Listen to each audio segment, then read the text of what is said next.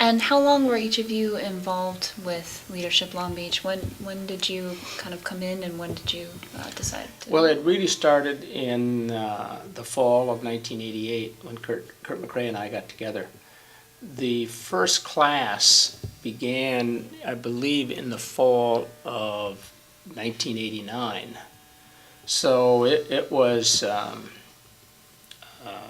probably 8 months before we actually selected the group and had the class. I think the group was selected like in June. So it was probably from the time the first conversation started, it was probably 6 months.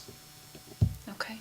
But you stayed connected longer because you stayed on that board. Yes, I stayed on the board until my business transferred me to Minnesota. So I was there.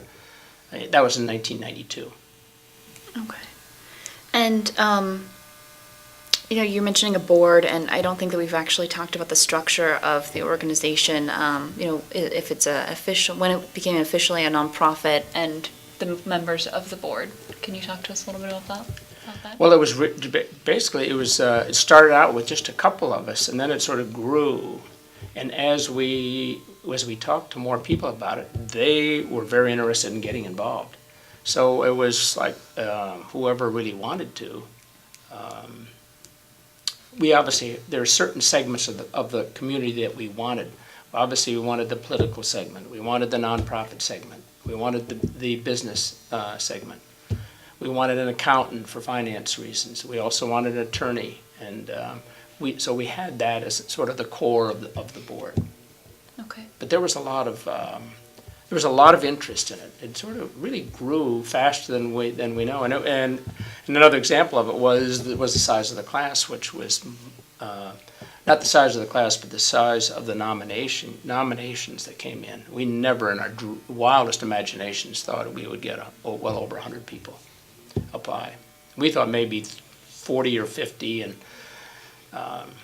if we could get 40 or 50 good candidates, we would be able to get 30 out of it. But Okay.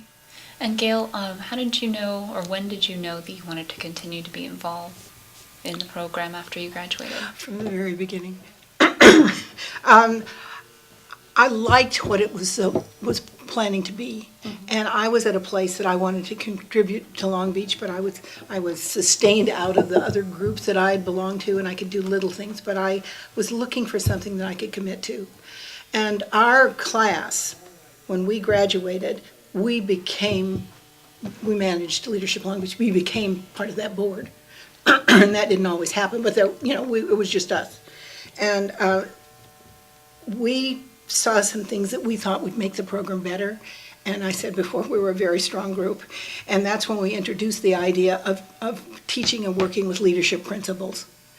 And we defined, I don't know, they were not principles like gravity, but we defined what we thought were principles like integrity and respect and accountability and trusteeship. And so we divided the teaching on the day that we got together. Half of it would be community-oriented, and the second half would be about a principle. And we worked with the people who spoke in the morning or the afternoon, depending, so that they talked about that principle in their presentation, how that integrated with their program and what they were trying to do. And I was taken with the idea of integrity and principles, and eventually did do some of the teaching. One year taught all of those principles to the class, and so I was really invested in it from a absolutely core belief system. And I was proud that was something we did that a lot of leadership programs across the nation didn't do. And what we wanted to do was define a group of principles that were connected to leadership, so that we had a standard to work towards individually, and we also had a measure of what really good leadership looked like, so we could identify when it was just someone telling us we had to do it because mother told you to do it, or if it was something that you did from your core. And that was something I still am committed to. That's great. Well, when I was looking at the mission here, to identify, educate, and motivate emerging leaders to improve the Long Beach community through personal and collective commitment, it seems like that element of the program is essential to that particular mission, motivating, educating, identifying emerging leaders. So how would you define emerging leaders? One of the things that was very important to us when we selected the 30 people in the initial class was that they need to be leaders in their own business or whatever their vocation was. So they had the leadership capabilities. What we wanted to do is have them take it to the next step, which was to utilize those leadership abilities in the community, not just at their own business. And also going over these particular principles, as Gayle mentioned, building up that core ethics in leadership.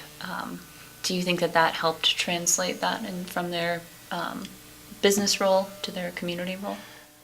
Yes, we'd hoped that, but again, that was not part of the very first class. It was what we didn't want to do. We didn't want to try to tackle too much, so we wanted to make sure what we did right in the initial class was make sure we did it right. Okay. And then we'd hoped it would evolve. I don't think we really knew how it would evolve from there. And I think it's important. I have lived in Long Beach most of my adult life. All of my adult life and most of my other life. When I thought I was adult, but I wasn't yet. And I learned in Leadership Long Beach about areas of this community that I did not know anything about before.